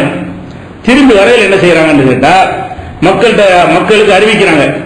எப்படி அறிவிக்கிறாங்கன்னு கேட்டா, நீங்க எல்லாரும் என்ன செய்யுங்கன்னா பத்னுல் வாதி ரிட்டர்ன்ல வர்றாங்க. ரிட்டர்ன்ல வரும்போது பத்னுல் வாதின்னு ஒரு பாதை, அகலமான பாதை, இன்னொன்னு கணவாய். கணவாய்னா 2 மலைகளுக்கு இடையில் உள்ள குறுகலான பாதை. கணவாய் சொன்னா 2 மலை இருக்கும், அதுக்குள்ள சின்ன ஒடுக்கமான பாதையா இருக்கும். அப்ப ரசூல் ஸல்லல்லாஹு அலைஹி வஸல்லம் செய்யறாங்க, தபூக் போர் முடிஞ்சவன சஹாபாக்கெல்லாம் கூப்பிட்டு, அவங்க சொல்லல, அறிவிப்பாளர் விட்டு அறிவிக்க சொல்றாங்க. அவங்க சொல்லி அறிவிப்பாளர் அறிவிக்கிறார். என்ன செய்யறாங்கன்னா, அன் ஹுது பத்னல் வாதி, நீங்க எல்லோரும் பத்னுல் வாதி வழியா போங்க, விசாலமா இருக்கிறது. ரிட்டர்ன் போகும்போது இந்த கணவாய்க்குள்ள நுழைஞ்சு நெருக்கத்தில் சிக்கி தவிக்காமல் பத்னுல் வாதிக்கு நீங்க போயிருங்க அப்படின்னு சொல்லிட்டு ஒரு அவசர வேலைக்கும் ரசூலுல்லாஹி ஸல்லல்லாஹு அலைஹி வஸல்லம் கத அகத சனியா, ரசூல் ஸல்லல்லாஹு அலைஹி வஸல்லம் அவங்க அந்த கணவாயில அவங்க போறாங்க. அவங்க மாத்திரம் அந்த கணவாய் வழியாக போகிறார்கள். நீங்க எல்லாம் இதுல போங்க, இந்த பத்னுல் வாதிங்கிற அகன்ற பாதையில போங்க அப்படின்னு ரசூலுல்லாஹ் அறிவிக்கிறாங்க. ரசூலுல்லாஹ் அறிவிக்க சொல்றாங்க. அறிவிச்ச உடனே இந்த போர்க்களத்துக்கு முனாஃபிக்குகள் வருவாங்கல்ல, போர்க்களத்துக்கு முனாஃபிக்குனா முஸ்லிமா நடிச்சவன் தானே. அப்ப முஸ்லிமா நடிச்சுட்டு இருந்ததுனால தபூக் யுத்தத்துக்கு வந்திருந்தாங்க. அவங்க என்ன செஞ்சாங்கன்னா, நல்ல வாய்ப்பு இது, எல்லாரும் இந்த பக்கம் போறாங்க, ரசூலுல்லாஹ் மட்டும் தனியா என்ன செய்யறாங்க, ஒரு கணவாய்க்குள்ள போறாங்க, அடிச்சு நொறுக்கி கொன்னா கூட யாருக்கும் தெரியாது அப்படின்னு சொல்லி என்ன செய்யறாங்க, கூட வந்த முனாஃபிக்குகள்லாம் அப்படி பின்தங்கிட்டாங்க. எல்லாரும் போகும் பொழுது எல்லாரோடையும் போகாம நம்ம ரசூல் ஸல்லல்லாஹு அலைஹி வஸல்லம் அவர்களை பின்தொடர்ந்து போய் அவங்களை அட்டாக் பண்ணிடுவோம் அப்படிங்கிறதுக்கு பிளான் பண்ணி முனாஃபிக்குகள் எல்லாம் என்ன செய்யறாங்க, போர்க்களத்துக்கு வந்த முனாஃபிக்குகள் அப்படி பின்தங்கினாங்க. பின்தங்கின உடனே ரசூல் ஸல்லல்லாஹு அலைஹி வஸல்லம் அந்த கணவாய் வழியா போகும் பொழுது ஹுதைஃபா, இந்த ஹுதைஃபா தான் அந்த அந்த அவங்களுடைய குதிரைக்கு முன்னாடி பிடிச்சி கூட்டிட்டு போறாரு. குதிரையை வழி நடத்தி கூட்டிட்டு போவாங்க இல்லையா, ரசூலுல்லாஹ் குதிரையில உட்கார்ந்துட்டு இருக்காங்க. முன்னாடி என்ன செய்யறாங்க, ஒரு ஹுதைஃபா முன்னாடி வந்துட்டு இருக்கிறாரு. அம்மார் இப்னு யாசிர் பின்னாடி வர்றாரு. மொத்தம் 3 பேர் தான் போறாங்க. அம்மார் இப்னு யாசிருடைய மகன் இருக்காருல்ல, ஏற்கனவே சொல்லியிருக்கோம்ல, அந்த சுமையாவுடைய மகன், அவர் அம்மார் அவர்கள் என்ன செய்யறாங்கன்னா பின்னாடி வந்துட்டு இருக்கிறாங்க. முன்னாடி ஹுதைஃபா போறாரு. மேல குதிரையில வந்து ரசூல் ஸல்லல்லாஹு அலைஹி வஸல்லம் பயணப்பட்டு போறாங்க. போகும்போது என்ன செய்யறாங்கன்னா பின்னாடியே வர்றாங்க. ஒரு சந்தடி இல்லாத ஒரு இடம் வந்தவொடனே அப்படியே வந்து தாக்குறதுக்காக ரெடியா வராங்க. உடனே அம்மாரு, அதுதான் பின்னாடி இருக்காருல்ல, அம்மார் வீரமான ஒரு ஆள் நிறைய பேர் சமாளிப்பாரு. அவர் என்ன செய்யற, டக்குன்னு பார்த்துட்டு வாள் எடுத்து வந்து சொல்லி தாக்க ஆரம்பிச்சோன்னா ஓடி போயிட்டாங்க. எவ்வளவு பேர் இருக்காங்கன்னு தெரியல, ஆனா அம்மாரை கொண்டு அல்ல அவங்களுக்கு பயம் காட்டினான், ஓடி போயிட்டாங்க. அப்ப ரசூல் ஸல்லல்லாஹு அலைஹி வஸல்லம் என்ன செய்யறாங்கன்னா, ஹுதைஃபா நில்லு சொல்லி நின்று ஒட்டகத்தை அந்த குதிரை விட்டு இறங்கி நின்றுக்கிட்டாங்க. அம்மார் அடிச்சு விரட்டிட்டு வர்றாரு.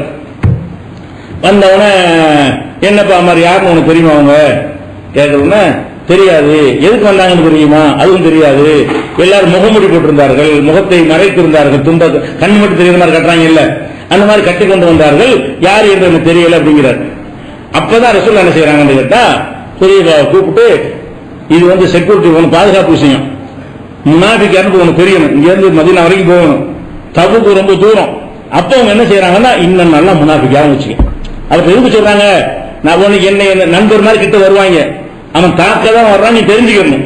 அப்ப நீ தான் எல்லாத்தையும் அனுப்பி விட்டோம். எல்லாரும் அகன்ற பாதையில் போயிட்டு இருக்கிறாங்க, நாம குறுகலான பாதையில் 3 பேர் தான் போயிட்டு இருக்கிறோம்.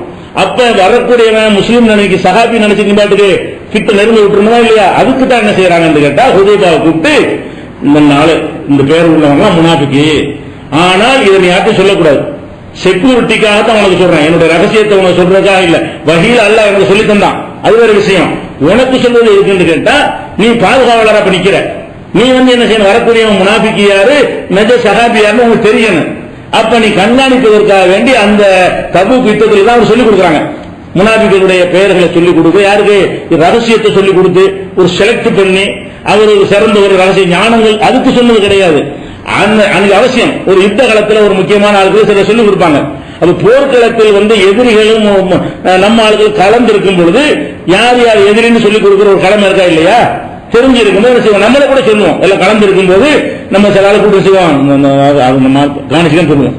நம்மளே என்ன செய்வோம் கேட்டா, ஒரு கூட்டம் கூடி இருக்கிறீங்க, வேற ஒருத்தர் 2-3 பேர் ஊடுருவி இருக்கிறான், கல்ல விட்டு எரிஞ்சிருவாங்க மாதிரி டவுட் இருக்கு, நம்ம என்ன செய்வோம், மாவட்ட நிர்வாகம் கூப்பிட்டு இந்த ஆளுகளை கவனிச்சுக்கிறீங்க, அவங்க பக்கத்தில் நீங்க நின்றுக்கிறீங்க, அப்படிலாம் நம்ம சொல்லி ஏற்பாடு பண்றோம்னா அசம்பாவிதம் நடக்கிறது இல்லை. விஷமத்தனமான ஆளுக்கு சந்தேகப்படுற ஆளுக்கு தென்பட்டால் அதுக்கெல்லாம் கண்காணிக்கிற ஏற்பாடு நம்ம எல்லாம் பண்ணுவோம். இது ரசூலுல்லாஹ் கத்துக்கிட்ட ஒரு முறை.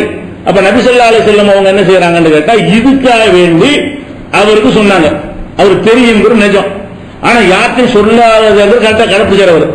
அவர் அளவுக்கு ஜனாசாவுக்கு போக மாட்டாரு, அதை வச்சுக்கிட்டு முனாஃபிக் நிலையும் கொண்டு மற்றவங்க போகாம சில பேர் இருந்திருக்காங்களே தவிர வேற என்ன சிறுலாம் அவருக்கு தெரிஞ்சு சாஹிபு சிறுன்னு பேரை வச்சு விட்டாங்க. என்ன சிறு என்ன ரகசியத்தான் ரசூலுல்லாஹ் சொல்லி கொடுத்தாங்க, ஒன்ன தவிர இந்த ஒன்னை எதுக்கு சொல்லி கொடுத்தாங்க, இவர் தான் மொத்தத்தில் தகுதியானவர் சொல்லி அபூபக்கரோட தகுதியானவர். இவரு ஹுதைஃபா என்பவர் வந்து இந்த சிறு ரகசியத்தை சொல்லிக் கொடுப்பதற்கு அபூபக்கரை விட, உமரை விட, உஸ்மானை விட, அலியை விட, சொந்த மருமகனை விட இவர் தகுதியானவர் அப்படி தேர்ந்தெடுத்து சொல்லிக் கொடுத்த விஷயமா, யாரு பாதுகாவலா இருக்கு அவருக்கு சொல்லிக் கொடுக்க முடியும். பாதுகாப்பு சம்பந்தம் இல்லாதவங்களும் அதையும் சொல்லணும். இப்ப நமக்கு ஒரு செக்யூரிட்டி மாதிரி போட்டிருக்காரு, நிர்வாகம் கூப்பிட்டு என்ன செய்வாங்க, இந்த மாதிரி டவுட் ஆளை கவனிச்சுக்கிறேன்னு சொல்லுவாங்க. ஒரு முதலமைச்சர் ஒரு செக்யூரிட்டி போடுவாங்க. அப்ப என்ன செய்வாங்க, செக்யூரிட்டிக்கு தனி கிளாஸ் நடத்துவாங்க. இன்னும் ஆளுங்கெல்லாம் அந்த படத்தை காட்டி நீங்க எல்லாம் ஒரு திட்டத்தை பாத்துக்கிறீங்க அப்படின்னு சொல்லி வச்சிருப்பாங்க. அவருக்கு தான் தெரியும். அது முதலமைச்சருக்கு உள்ள செக்யூரிட்டி பன்னீர்செல்வத்துக்கு தெரியாது. அதனால ஒரு நெருக்கம் அர்த்தமா, ரகசியம் சொன்னாங்கன்னு அர்த்தமா. அப்ப ஹுதைஃபா ரலியல்லாஹு அன்ஹு அவர்களுக்கு வந்து முனாஃபிக்குகள் யார் என்கிற பட்டியல் வந்து பாதுகாப்பு நிமித்தமாக தபூக்கில் இருந்து மதீனா சேரும் வரைக்கும் அவர் தான் காவலரா இருக்கிறாரு. ஒவ்வொரு வினாடி கவனிக்கணும். அந்த ஆட்கள் ரசூலுல்லாஹ் யாரை சொல்லி அடையாளம் காட்ட அவன் அந்த பொறுத்து வருவார். அதுக்காக வேண்டி அவர் வந்து அதை சொல்லி கொடுத்தாங்களா, நீங்க சொல்ற அடுத்து சொன்னாங்களா, ரகசியத்தை அறிந்த ஒரு ரகசிய ஞானம், ரகசிய இதை எனக்கு ரகசிய ஞானம் ஆதாரம். இதை தவிர வேற என்ன ரகசிய ஞானம் அவர் சொல்ற, தனி ரகசிய தொழுகை சொல்லி கொடுத்தாங்களா, ரகசிய நோன்பு சட்டம் ஏதாவது சொல்லி கொடுத்தாங்களா, ரகசிய ஜக்காத் சட்டம் ஏதாவது சொல்லி கொடுத்தாங்களா, அவருக்கு ரகசியமா ஒரு புது அக்கீதா ஏதாவது சொல்லி கொடுத்தாங்களா? இந்த பேரை சொல்லி கொடுத்தாங்க, ஒரு தேவைக்கு சொல்லி கொடுத்தாங்க, ஒரு நிர்வாக தேவைக்காக என்ன செய்தாங்க சொல்லி கொடுத்தார்கள். இதுதான் ஆதாரம். ரகசிய ஞானம் இருக்கிறது. அப்ப ஹுதைஃபா தான் யாரும் சொல்லல, நமக்கு தெரியும். உதைபா வச்சுக்கிறோம் ரகசிய ஞானம் வச்சாங்க. உமர் கூட அவர் சொல்லல. அவரு ரகசிய ஞானத்தை யாருக்கும் சொல்லாம மூத்தா போயிருக்கும் போது அவரிடமிருந்து உனக்கு சொன்னது அவர் யாருன்னு சொல்லிட்டு மூத்தா போனாரு. அவரிடமிருந்து யாரு கற்றுக்கொண்ட? சும்மா அடிக்கிறது, ஏதாவது கிடைக்காது தேடி பார்ப்பாங்க. இது கொஞ்சம் ஒர்க் அவுட் ஆகும்போது தெரியுது, அப்படித்தான் தெரியுது. ஆதாரத்தை வச்சு முடிவு எடுக்கிறது இல்ல, ரகசிய ஞானத்தை முடிவு எடுத்துக்கிறது. ஏதாச்சும் ஒர்க் அவுட் ஆகாம சொல்லி பார்ப்போம், இப்படித்தானே தவிர இந்த மாதிரியான ரகசிய ஞானம் ஒண்ணுமே கிடையாது. மார்க்கத்தில் விளைவிக்கணும். அது போக அதுக்கு மாற்றமா இருக்குது. அனைவருக்கும் சமமாக அறிவித்து விட்டேங்கிறாங்கல்ல, அதுக்கு மாற்றம். இது சமமா மார்க்க விஷயமா இருந்தா எல்லாத்தையும் சொல்லியிருப்பாங்க. பாதுகாப்பு சம்பந்தப்பட்ட விஷயத்தை சம்பந்தப்பட்டு சொல்லுவாங்க. பாதுகாப்பு தொடர்பான ஒரு விஷயத்தை எல்லாருக்கும் சொல்லணும் அவசியம் கிடையாது. அப்ப அது யார் யார் இந்த பாதுகாப்பு துறையில் இருக்கிறார்கள் அவர்களுக்கு சொல்லுவார்கள். அது மார்க்க சம்பந்தப்பட்டது இல்ல, அரசியல் நிர்வாக சம்பந்தப்பட்ட ஒரு விஷயம். அதே மாதிரி அபூ ஹுரைரா சம்பந்தப்பட்ட ஹதீஸ் இருக்கு. அவர் என்ன செய்யறாருன்னு கேட்டா, ஹபில்து மின் ரசூலில்லாஹி ஸல்லல்லாஹு அலைஹி வஸல்லம் விஆயினி, ரசூல் ஸல்லல்லாஹு அலைஹி வஸல்லம் அவரிடமிருந்து 2 பை அளவுக்கு செய்திகளை நான், பையின்னு உதாரணத்துக்கு சொல்றாரு, 2 சாக்கு பை அளவுக்கு நான் செய்திகளை மனனம் செய்திருக்கிறேன் அப்படிங்கிறார். அம்மா அஹதுஹுமா, அந்த 2 பையில் ஒரு பையில் உள்ளதை ஃபபஹத்துஹு, எல்லாருக்கும் நான் சொல்லிவிட்டேன். எல்லாரும் நான் சொன்னதில்ல, அதான் ஒரு பையில உள்ளதுதான். அம்மல் ஆகரு, இன்னொரு பையில் இருக்கிற அந்த செய்திகளை பொறுத்த வரைக்கும் ஃபலோ பஹத்துஹு, அதை நான் சொன்னேனேயானால் குத்திய ஹாதல் புல்ஹூம், என்னுடைய அந்த தொண்டைக்குழி அறுக்கப்பட்டு விடும். அதை சொன்ன அறுத்துடுவாங்க, கொன்னுடுவாங்க, அதனால சொல்ல மாட்டேன் அப்படிங்கிறார். இதை வச்சுக்கிட்டு பாத்தீங்களா 2 விஷயம். அபூ ஹுரைரா நீங்கள் கிதாபுல எழுதி வச்சுக்கிறதா அந்த எது இந்த முதல் வகையை சேர்ந்தது. புகாரி முஸ்லிம் திருமதின்னு காட்டுறீங்களா அபூ ஹுரைரா அறிவிக்கிறாரு, அதெல்லாம் முதல் பையில உள்ளது. 2வது பையில உள்ள ஒரு விஷயம் ஒன்று இருக்கிறது, அதுல அதான் ரகசியம் ஞானம். அது யாருக்கும் சொல்லல, சொன்ன கழுத்தறுக்கப்பட்டுங்கிறாரு. அது ஒரு பயங்கரமான ஒரு விஷயம் அப்படின்னு சொல்லி என்ன செய்யறாங்க, இதுக்கு ஒரு வியாக்கியானத்தை கொடுத்து ரகசிய ஞானம் இருக்குது. அப்ப அபூ ஹுரைராவுக்கு சொன்னது 2 விஷயம்.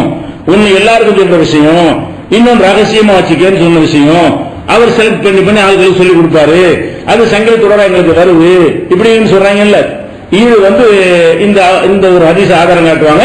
இது புகாரில 120வது ஹதீஸ்ல இருக்கு, இந்த ஹதீஸ் இருக்கு. ஆனா இதனுடைய மீனிங் விளங்குறதுக்கு இதே புகாரிலேயே 118வது ஹதீஸ் எடுத்து பார்த்தா விளங்கி போயிடும். இது 120வது ஹதீஸ்ல என்ன வருதுன்னு கேட்டா, 2 பை நிறைய நான் செய்திகளை ரசூலுல்லாஹ்விடமிருந்து பெற்றுக்கொண்டேன். ஒரு பையில உள்ளது எல்லாத்தையும் சொல்லிவிட்டேன், இன்னொரு பையில உள்ளதை நான் சொல்லவில்லை, சொன்னால் கழுத்து அறுக்கப்பட்டு விடும் சொன்னார்ல. இது 120. 118ல ஒரு செய்தி இருக்கு. அதை பார்த்தீங்கன்னா இது என்னவா இருக்குன்னு விளங்கி கொள்ளலாம். அதுல என்ன வருதுன்னு கேட்டா, இன்னன் நாசை அபூ ஹுரைரா சொல்றார், இன்னன் நாசை எப்போதுனா அக்ஸர் அபூ ஹுரைரா, மக்கள் எல்லாம் பேசிக் கொள்கிறார்கள் அபூ ஹுரைரா ரொம்ப அறிவிக்கிறாரு. அந்த காலத்துல ஒரு பேர் வந்துருச்சு, ஹதீஸ் ஜாஸ்தி அவர் அறிவிக்கிறாரு எல்லாரையும் விட அப்படின்னு விமர்சனமாக ஒரு குறையாகவே மக்களால் பேசப்படுது. இவராட்டுக்கு ஹதீஸ் விட்டு அடிக்கிறாரோ என்கிற மாதிரியான ஒரு கருத்து போல சஹாபாக்கள் காலத்திலேயே ஒரு விமர்சனம் வந்துவிட்டது. அந்த விமர்சனத்துக்கு ஒரு பதில் சொல்றாரு, இன்னன் நாசை எப்போதுனா அக்ஸர் அபூ ஹுரைரா, அபூ ஹுரைரா அதிகமாக அறிவிக்கிறார் என்று மக்கள் எல்லாம் குறை சொல்கிறார்கள். உலகுல ஆயத்தான கிதாபில்லா, அல்லாஹ்வுடைய கிதாபில் 2 வசனங்கள் இருக்கிறது, அது மாத்திரம் இல்லை என்று சொன்னால் மா ஹத்தஸ்து ஹதீஸன், ஒரு ஹதீஸ் அறிவிக்க மாட்டேன். எது அறிவிக்கிறான்னு எதுக்கு அறிவிக்கிறேன்?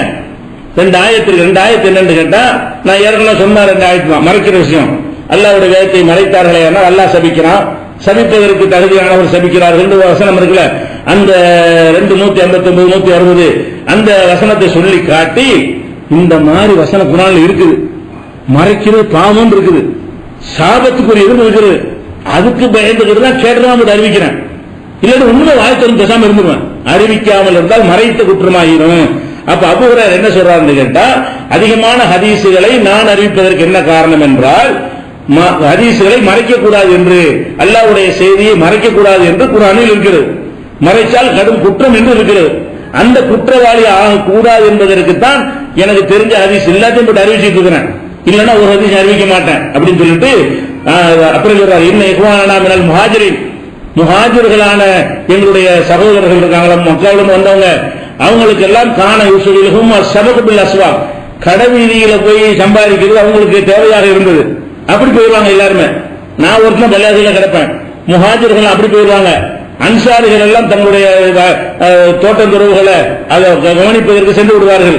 அப்ப அந்த நிலையில வந்து பள்ளிவாசல நான் ஜாஸ்தியா இருந்ததுனால எனக்கு ஜாஸ்தியா தெரிஞ்சு, அவங்க அதிகமா ஒதுக்கிற நேரம் அவங்களுக்கு ஜாஸ்தியா தெரியவில்லை. இந்த காரணத்தினால் எனக்கு நிறைய தெரிந்தது. இதை கூட சொல்வதற்கு காரணம் நிறைய ஹதீஸ் அறிவிச்சு பெருமை அடையணும் என்பதற்காக வேண்டி இல்லை. எதற்காக சொல்றேன், மறைப்பது குற்றமாகிவிடுமே அதை செய்யறேங்கிறார். அதனால நான் என்ன வயிறு பசியோட இருந்து கொண்டு அப்படி சொல்றாரு. பிஸ்வை பத்தன் பிசபை பத்தனி, அவங்க எல்லாம் வயிறு நிறைய இருக்கும்போது அவங்க நல்லா சாப்பிட்டு இருக்கு, நான் என்ன செய்யறேன், அவங்க வராத சபைக்கு நான் வர்றேன், அவங்க கேட்காத நான் கேட்கிறேன், நிறைய செய்தி ஏங்காதுல படுது, அதை மறைக்கிற குற்றம் என்ற காரணத்தினால் நான் சொல்றேன், ரொம்ப ஹதீஸ் சொல்றேன்னு பேர் சொல்றீங்க, இதுதான் காரணம். என்ன மேட்டர்னா அபூ ஹுரைரா விளங்கி இருக்கிறாரு, மார்க்கத்தை மறைக்க கூடாது. ஹதீஸ சொன்னதுக்கு என்ன காரணம்ங்கிறாரு, மறைச்சா பெரிய குற்றம், அல்லாஹ்வுடைய மார்க்கத்தை மறைக்கிறது பயங்கரமான குற்றம் சொல்றாரு. அப்படி இருக்குமே ஆனால் ரெண்டு பையன் மக்கள் சொல்லியிருப்பாரு. அப்ப என்ன வழங்குதுன்னு கேட்டா, மார்க்கத்தை மறைக்க கூடாது தெளிவா விளங்கினவர் ஒன்றை மறைத்தார், அது மார்க்க சம்பந்தப்பட்ட இருக்காது. ஒரு செய்தி நான் சொல்லிவிட்டேன், இன்னொரு செய்தியை சொல்லலங்கிறார்ல, அந்த இன்னொரு செய்தி மார்க்க சம்பந்தமா இருக்குமா, இருக்க முடியாது. ஏன் இருக்க முடியாது, இவர் அவ்வளவு அழகா விளங்கி வச்சிருக்காரு. அல்லாஹ்வுடைய செய்தியெல்லாம் மறைப்பானையானால் அல்லாஹ்வின் சாபம், மாணவர்களுடைய சாபம், நல்லவருடைய சாபம் எல்லாம் ஏற்படும் என்று கடும் கண்டனம் இருக்கிறது. அப்படி இருக்கும்போது மார்க்கத்தை மறைத்திருக்க மாட்டார் அவர். அப்ப என்னத்தான் மறைச்சிருப்பாரு, அவர் அடிக்கடி சொல்வாரா, அல்லாஹும்ம இன்னி அஊது பிக்க மின் ராசிசித்தீன், இறைவா 60ஆம் ஆண்டு துவக்க 60 ஆரம்பம் இருக்குல்ல, 60ஆம் ஆண்டு துவங்குல, அதை விட்டு என்னை காப்பாற்றி விடு. இமாரத்து சிபியான், சிறுவர்களுடைய ஆட்சியில் இருந்து என்னை காப்பாற்றி விடு என்று என்ன செய்வார்னா அவர் அடிக்கடி துவா செஞ்சுட்டு இருப்பார். இப்ப என்னன்னா 60ல தான் யசீத் ஆட்சிக்கு வர்றாரு. யசீதுடைய ஆட்சி நடக்குது இல்லையா சின்ன வயசுல. அப்ப யசீத் என்பதை ரசூல் அறிவிச்சிருக்கான்னு விளங்குது. அப்ப இது அந்த காலம் வரைக்கும் நான் இருந்தேன்னு சொன்னா என்னை தீர்த்து கட்டிவிடுவாங்க. அது நான் அந்த ரசூலுல்லாஹ்வுடைய எச்சரிக்கை நிறைய இருக்கு. பிற்காலத்தில் வரக்கூடிய ஆட்சியாளர்கள் அவங்க சில அநியாயங்கள் இதையெல்லாம் ரசூலுல்லாஹ் சொல்லி கொடுத்துருக்காங்க. இது மக்களுக்கு தேவையில்லை, அது அறிஞ்சு நமக்கு ஆகப்போது ஒண்ணும் இல்லை. அதுல அமல் கிடையாது, ஒரு கொள்கை கிடையாது, நமக்கு அவசியம் நிர்வாக சம்பந்தமா சில விஷயங்கள் அது.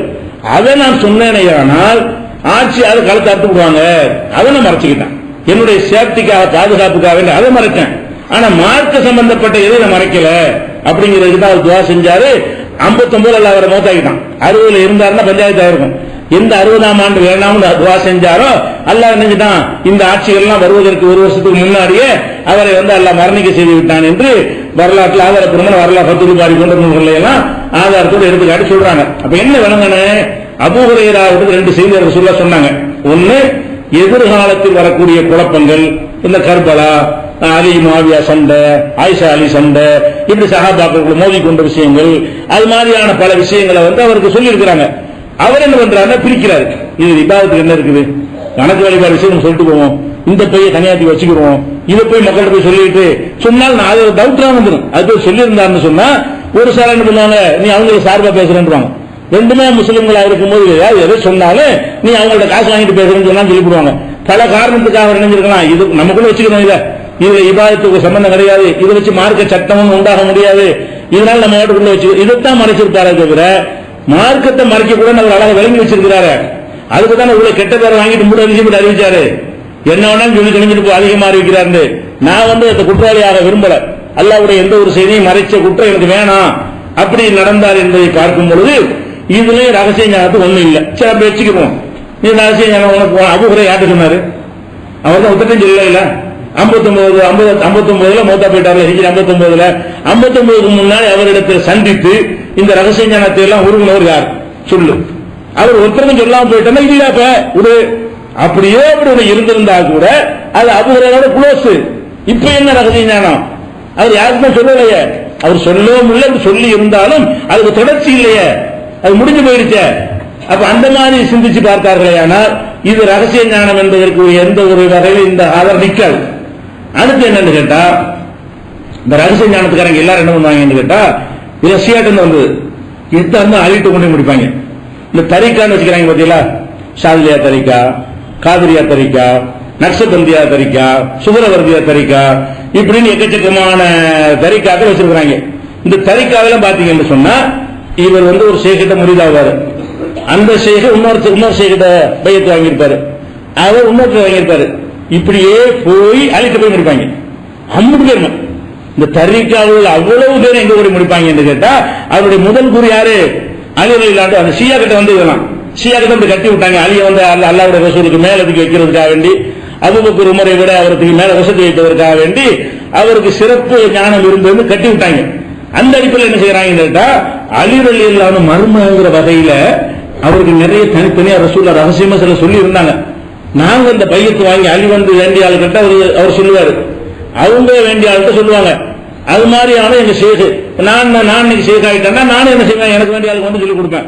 பரவாயில்ல பயங்கரம் நாங்க சொல்ல மாட்டோம் அப்படிங்கிற மாதிரி ஒரு சிந்தாத்தை வைத்து அலிக்கு கொண்டு சேர்ப்பாங்க. சேர்த்த உடனே அலி ஒரு வார்த்தை சொல்லியிருக்கிறார். இதுவும் புகாரில் வருது. என்ன வருதுன்னு கேட்டா ஹதீசுல் நாஸ், மக்களுக்கு நீங்கள் அறிவியுங்கள், பிமா யாரிஃபுன, அவங்க புரிந்து கொள்ளக்கூடியது அறிவியுங்கள். அலி சொன்னாராம், மக்களுக்கு நீங்கள் அறிவியுங்கள், அவங்க புரிந்து கொள்ளக்கூடியது அறிவியுங்கள். அத்துஹிப்பூன அன் யுகதபல்லாஹு வ ரசூலுஹு, அல்லாஹ்வும் ரசூலும் பொய்ப்படுத்தப்படுவதை நீங்கள் விரும்புகிறீர்களா? புரியாத ஒண்ணு சொன்னேன்னு வைங்களேன், அல்லாஹ்வே பொய்ப்படுத்தி போயிடுவாங்க, ரசூலை பொய்ப்படுத்தி போயிடுவாங்க. அதனால மக்களுக்கு புரிகிற விதத்தில் நீங்கள் சொல்லுங்க, புரிகிற விஷயங்களை சொல்லுங்க என்று அலி சொன்னார்னு ஒரு செய்தி புகாரில 127வது ஹதீஸ்ல இருக்குது. இதை எடுத்துக்கிறாங்க. பத்தியலா அவர்கிட்ட ஏதோ விஷயம் இருக்குது. அவர் என்ன சொல்றாரு, மக்களுக்கு சொல்ற விஷயம் சில வச்சிருக்கிறாரு, மக்களுக்கு சொல்லாத விஷயங்களை வச்சிருக்கிறாரு. அதையெல்லாம் சொன்னா அல்லாஹ்வையே குறை சொல்லிடுவாங்க, ரசூலே குறை சொல்லப்படுவாங்க. அந்த மாதிரி விஷயமாகாது. அப்படியான விஷயம் அலிட்ட இருந்தது என்று சொல்லி இந்த புகாரில் உள்ள இந்த மாதிரி ஹதீஸ்ல ஆதாரம் காட்டி ஒரு ரகசிய ஞானம் இருக்குது அப்படிங்கிற மாதிரி கொண்டு வர்றாங்க. ஆனால் இது என்னன்னு கேட்டா இது அப்பவே பஞ்சாயத்து ஆயிருக்கு. அலி சொன்ன ஒண்ணு ஆளாளுக்கு என்ன பண்றாங்க, இந்த கதையை கட்டி விட்டாங்களா, அலிக்கு ரகசியமா ரசூலுல்லாஹ் சொல்லி கொடுத்தாங்க, அவருக்கு மட்டும் தெரிஞ்ச சிலது இருக்குது, அது முக்கியமான ஆட்கள் வழியாக அவங்களுக்கு கிடைக்கும், அவங்க அவுலியாக்கள் மகான்களா தேர்ந்தெடுத்து அவங்க சொல்லிக் கொடுப்பாங்கன்னு சொல்லிட்டு இருந்தாங்க. இது வந்தவங்க என்ன ஆச்சுன்னு கேட்டா அபூ ஜுஹைஃபான்னு ஒரு ஆள், அலியுடைய முக்கியமான ஒரு தோழர்ல ஒரு ஆள், அவர் அலிட்ட போறார். சஅல்து அலியன் ரலியல்லாஹு அன்ஹு, அலிட்ட நான் கேட்டேன், ஹல் இந்தக்கும் ஷைஉன் மிம்மா லைஸ பில் குர்ஆன், குர்ஆனில் இல்லாத சிறப்பு ஞானம் உங்கள்கிட்ட எதுவும் இருக்குதோ? அவர் கேட்கிறார். அலிட்ட போய் என்ன செய்யறாரு, ஹல் இந்தக்கும் ஷைஉன் மிம்மா லைஸ பில் குர்ஆன், குர்ஆனில் இல்லாத இன்னொரு அறிவிப்பு என்ன, மாலைஸ இந்தன்னாஸ், மக்களுக்கெல்லாம் சொல்லாத ஒரு சிறப்பு ஞானம் உங்களுக்கு மட்டும் இருக்குதோ? அப்படி ரசூலுல்லாஹ் சொல்லிட்டு போனாங்களோ, எங்களுக்கு எல்லாம் சொல்லாம எல்லா மக்களுக்கும் சொல்லாம உங்களுக்கு மட்டும் ஒரு சிறப்பான ஞானத்தை சொன்னார்களோ அப்படின்னு கேட்கும் பொழுது அப்ப அலி சொல்றாங்க, பொக்கால உள்ளதி பழக்கல் ஹப்ப, யார் வந்து வித்தையை பிளந்து அதிலிருந்து பயிர்களை முளைக்க செய்கிறானோ அந்த இறைவன் மீது ஆணையாக சொல்கிறேன், மா இந்தனா இல்லாமல் குர்ஆன், குர்ஆனில் உள்ளதை தவிர வேறு இடத்துல இல்லை. அப்படி சிறப்பாகலாம் ரசூலுல்லாஹ் மர்மங்கிற முறையில் ஒன்றும் சொல்லி தரவில்லை. அல்லாம இல்லா பகமன் யுத்தாரஜுலன் ஃபீ கிதாபிஹி, அல்லாஹ்வுடைய வேதத்தில் ஒரு மனிதனுக்கு கொடுக்கப்படுற விளக்கம் இருக்குல்ல, அதை தவிர அதை வச்சு நான் சிந்திச்சுதான் சில வழங்குவேன். அது மாதிரி சில அறிவு சில கூடுதலா இருக்கும். எல்லாரும் குர்ஆன் வசனங்களை படிச்சாலே ஒருத்தர் மேலோட்டமா வழங்குவார், கொஞ்சம் உள்ள போய் சில பேர் வழங்குவாங்க. அப்படியான சில மனிதருக்கு அல்லாஹ் கொடுப்பான ஒரு அறிவு, அதை தவிர வேற எதுவும் குர்ஆனை தவிர வேற எதுவும் எனக்கு ரசூலுல்லாஹ் ஸ்பெஷலா சொல்லி தந்தது இல்ல. உங்களுக்கு எல்லாம் என்ன மார்க்கத்தை சொன்னார்களோ அந்த மார்க்கத்தை தான் எனக்கும் சொன்னார்கள் அப்படின்னு சொல்லிட்டு அப்புறம் என்ன செய்யறாங்க, யாவும் வந்து ஒரு வாள் உரை வச்சிருக்கிறாங்க. அந்த வாள் உரை எடுத்து இந்த வாள் உரைக்குள்ள சில விஷயங்கள் இருக்கிறது, அதையும் ரசூலுல்லாஹ் சொன்னார்கள். அதுதான் நான் மட்டும் சொன்னாங்க, அது அனைவருக்கும் சொன்னாங்களா எனக்கு தெரியாது, அதை கூட நான் சொல்லிவிடுறேன் அப்படிங்கிறாங்க. அவர் கேட்கிறாரு, அந்த உரைக்குள்ள அப்படி என்ன இருக்கிறது? இந்த உரையில் ஒரு செய்தி இருக்கிறது, அது என்னிடத்துல ரசூலுல்லாஹ் சொன்னாங்க, அதை எழுதி நான் வச்சுக்கிட்டேன், அது எனக்கு மட்டும் உள்ளதா அனைவருக்கு உள்ளதா உங்களுக்கு டவுட் வருது இல்லையா, அதையும் சொல்லிவிடுறேன். அவர் கேட்கிறாரு, மாபி சஹீபத்தி, அந்த உரைக்குள்ள என்ன, அப்படி அந்த பேப்பர்ல என்ன வச்சிருக்கிறீங்க அப்படின்ன அவர் என்ன செய்யறாருன்னு கேட்டா, அல்லாஹ்குலு ஃபிகாக்குல் அஸீர் அல்லாஹ் குத்தல முஸ்லிமின் பி காஃபிரின், 3 செய்திகள் இருந்துச்சு. என்னன்னு கேட்டா, அந்த நஷ்டஈடு கொடுக்குறோம்ல, ஒரு கொலைக்கு நஷ்டஈடு, ஒரு காயப்படுத்த நஷ்டஈடு, பல்லு உடைக்க நஷ்டஈடு, இந்த நஷ்டஈடின் சட்டங்கள், நஷ்டஈடு வழங்குகிற சட்டங்கள், கைதிகளை விடுவிக்கிற சட்டங்கள், அதே மாதிரி வந்து ஒரு முஸ்லிமுக்காக ஒரு காபிருக்காக முஸ்லிமை கொல்லக்கூடாது என்கிற மாதிரியான அந்த 3 செய்தி மட்டும்தான் ஒரு தடவை எனக்கு ரசூலுல்லாஹ் சொன்னாங்க.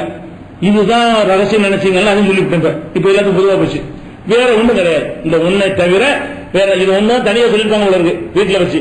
அவர் நினைச்சிட்டாரு, இது யாருக்கும் சொல்லாத செய்தியா இருக்கு போது இதை போல அதையும் அடைச்சு விட்டுருவோம் அப்படின்னு சொல்லிட்டாரு. முடிஞ்சு வச்சுக்காது. அப்ப ரசூல் ஸல்லல்லாஹு அலைஹி வஸல்லம் அவர்கள் அலிக்கு என்ற விசேஷமான ஒரு ஞானத்தை கொடுக்கவே இல்லை.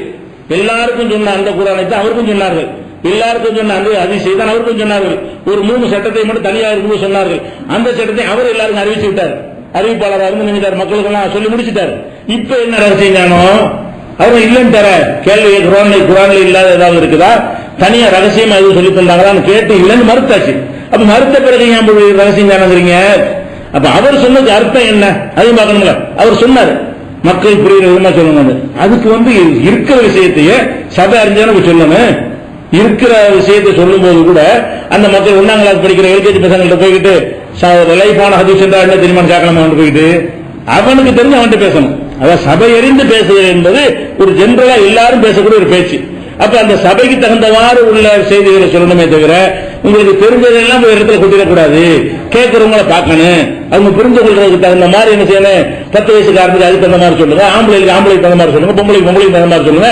அனைவருக்கும் பொதுவான விஷயங்களை பொதுவாக சொல்லிட்டு போங்க. இப்ப நம்ம இதெல்லாம் பொதுவாக எல்லாரும் புரிந்து கொள்ளக்கூடிய விஷயங்கள். கொஞ்சம் ட்ரையான விஷயங்களா இருந்துச்சுன்னா ஆள் பார்த்து சொல்லுங்கிறது ஜெனரலா உள்ளது. அது இது அவருடைய சொந்த கருத்து. ரகசிய ஞானத்துக்கு ஆதாரமாகுமா? ஸ்பெஷலா ஒரு ஞானத்தை கொடுத்தாங்க என்பதற்கு ஒரு ஆதாரமாக உனக்கு தெரிஞ்ச செய்திகளையே பார்த்து சொல்லிக்கிற வேற ஒன்றும் இல்லை. எல்லாரும் தெரிஞ்ச செய்திகளையே இடம்பொருள் ஏவலை பார்த்து பேசிக் கொள்ளுங்கள் அப்படின்னு சொன்னதை வைத்துக் கொண்டு அன்னைக்கு ரகசிய ஞானம் இருந்துச்சு என்கிறார்கள். அப்ப ரகசிய ஞானம் அப்படி ஒரு வகி மார்க்கத்தில் கிடையாது. வகிதான் இதை வகியில் ஆக்க பாக்குறாங்க. இவங்களா இஷ்டத்துக்கு செஞ்சுக்கிட்டு இது வேற வகி, ரகசிய ஞானத்தில் வந்த வகை என்று சொல்லி அதை மக்களை ஏமாற்ற பார்க்கிறார்கள். அதுக்கு மார்க்கத்தில் என்ன இல்ல, இடமே கிடையாது. அதே மாதிரி இன்னொரு ஹதீஸை காட்டுறாங்க. ஒரு இன்னமில் இல்மிக்க ஹையத்தில் மக்மூம் லா யஅலமுஹு இல்லா உலமா பில்லா. ஒரு இல்மு இருக்கிறது, அது மறைக்கப்பட்ட பொக்கிஷத்தை போல இருக்கிறது. அதை அல்லாஹ்வை பற்றி அறிந்த உலமாக்களுக்கு மட்டும்தான் தெரியும். ஒய்தா நத்தகூபி அதை பேசிவிட்டார்களே ஆனால் லா யுன்கிருஹு இல்லா அஹ்லுல் குர்ரத்தி பில்லா. அல்லாஹ்வை பற்றி ஏமாந்து அல்லாஹ்வை நேசிக்கிற மக்கள் இருக்காங்களே அவங்களை தவிர யாருமே என்ன செய்ய மாட்டாங்க, அதை ஏற்றுக்கொள்ள மாட்டார்கள், மறுத்துருவாங்க. அப்படியான விஷயங்கள்லாம் இருக்குது ரசூலுல்லாஹ் சொன்னாங்க. ஒரு ஹதீஸை கொண்டாந்து காட்டி ரகசிய ஞானம் இருக்குமாங்க. இது தைலமி என்பவர் அறிவித்திருக்கிறாரு. இதுல பலவீனமான ஆதாரத்துக்கு நிற்காத அறிவிப்பாளர்களை கொண்டுதான் இந்த செய்தி செய்யப்பட்டிருக்கு, பதிவு செய்யப்பட்டிருக்கிறது. ஹாஃபில் இராக்கி அவர்கள் என்ன செய்யறாங்க, இதனை அறிவிப்பாளர்கள் அலசி இது ரசூலுல்லாஹ் சொன்னது இல்ல, இது பலவீனமான செய்திங்கிறாங்க. இந்த ஒரு செய்தி வைத்துக் கொண்டுதான் ரகசியமான ஒரு இல்மு இருக்குது, அது பொதுமக்கிட்ட பேசிடக்கூடாது, பேசினா குழம்பு போயிடுவாங்க, ஞானிகளுக்கு மட்டும் வச்சுக்கிறேன்னு இப்படின்னு சொல்லக்கூடிய ஹதீஸ் ஒரு ஆத்தன்டிக்கான ஹதீஸ் இல்லை. அப்ப இந்த மாதிரி சூஃபிசம் என்கிற பெயர்ல என்ன செய்யறாங்கன்னு கேட்டா இல்மு சிர், இது பேர் என்னது, ரகசியமா ரசூல் ஸல்லல்லாஹு அலைஹி வஸல்லம் சிலருக்கு சொல்லிக் கொடுத்தது என்று சொல்லி அதுக்கு வஹி முத்திரை குத்தி அதை மார்க்கமாக்குவதற்காக வேண்டி செய்யக்கூடிய காட்சியை பார்க்கணும். இதை நம்ம புரிஞ்சுக்கணும். அதே மாதிரி இன்னொன்னு என்ன, இல்முல் முக்காஷபான்னு வச்சுக்கிறாங்க. முக்காஷபா இல்மு லதுன்னி இதுக்கு பேரு. இது என்னன்னு கேட்டா ரகசிய ஞானம்லாம் கிடையாது. இப்ப அல்லாஹ்வுக்காக வேண்டிய நம்ம அப்படி அர்ப்பணிச்சு அல்லாஹ் அப்படி மூழ்கி போனதுங்களேன், மூழ்கி போகும்போது இங்க எந்த ஒரு லவ்குல் மகுல் நமக்கு தெரிஞ்சிருமா. அந்த ஞானி ஆனப்ப என்ன தெரியுமா, வகில தனியா வர வேண்டியதில்லை, லவ்குல் மகுல் அப்படி தெரியும். இங்க இருந்து பாத்துக்கிட்டு எங்க வாப்பா எங்க எப்ப சாவுவார்னு கேட்டா சொல்லிக்கலாம் பார்த்து. ஏன் அது இருக்குல்ல, இப்ராஹிம் என்னைக்கு மூத்தா போவாரு லவ் படிச்சு அவர் அப்படி சொல்லியிருக்காங்க, அவுளியாக்கள் சொல்லியிருக்காங்கல்ல, அப்படி வச்சுக்கிட்டு இப்படி அவுளியாக்கள்லாம் சொல்லி இருக்கிறார்கள். இது முகாஷபா. இப்ப இல்மலக்கும் நீ அல்லாத டைரக்டா வகி ஜிப்ரீல் கிடையாது, வகியும் கிடையாது. அந்த மாதிரி ஒரு இல்மு இருக்கு. இல்மு சிர் இது வரைக்கும் சொன்னது. இன்னொரு இல்மு இருக்கு முகாஷ கஷ்புடைய இல்மு. இது கஷ்பும்பாங்க, இது சிர்ரும்பாங்க, இல்மு லதுன்னி ஒரு பேரை வச்சுக்கிறாங்க. இப்படி பல பேர்களை சொல்லி ஞானிகளா இருக்கிறவங்களுக்கு இந்த குர்ஆன் எல்லாம் தேவையே கிடையாது. அதெல்லாம் உங்களுக்கு அது அல்லாஹ்ட்ட தொடர்பு இல்லாதவங்க போயிட்டு குர்ஆனை படிக்கணும், ஹதீஸை படிக்கணும். நேரவே டைரக்டா இருக்க லவ்ஹுல் மஹ்ஃபூல்ல எல்லாம் இருக்கு, இந்த குர்ஆன் அதுக்குள்ள இருக்குது. அவர் என்னென்ன பார்த்து நடந்துக்கிறார், என்னென்ன இருக்கு அனைத்தும் அவருக்கு தெரியும். அப்ப அல்லாஹ்வுக்கு தெரிஞ்ச எல்லாம் இவருக்கு தெரியும். அப்படி முகாஷபா இல்மு கொண்ட கருத்து என்னன்னு கேட்டா அல்லாஹ் எதையெல்லாம் அறிந்து வைத்திருக்கிறானோ அது எல்லாமே இவருக்கு தெரியும். அந்த மாதிரி ஒரு ஞானம் இருக்கிறது. அது தவத்தின் மூலமாக தொழுகை இபாதத்துகள் அப்படி மூழ்கி போய் அப்படியே செஞ்சா ஒரு கட்டத்தில் இப்படி திரை விலகிவிடும். ஒரு திரை போட்டிருக்கான அல்லாஹ், அவனுடைய லவ்கையெல்லாம் படிக்க முடியாத அளவுக்கு அந்த திரையெல்லாம் விலகி ஒரு கஷ்டம் இருக்கிறது அப்படின்னு சொல்லி ஏமாத்தக்கூடியவர்கள் இருக்கிறார்கள்.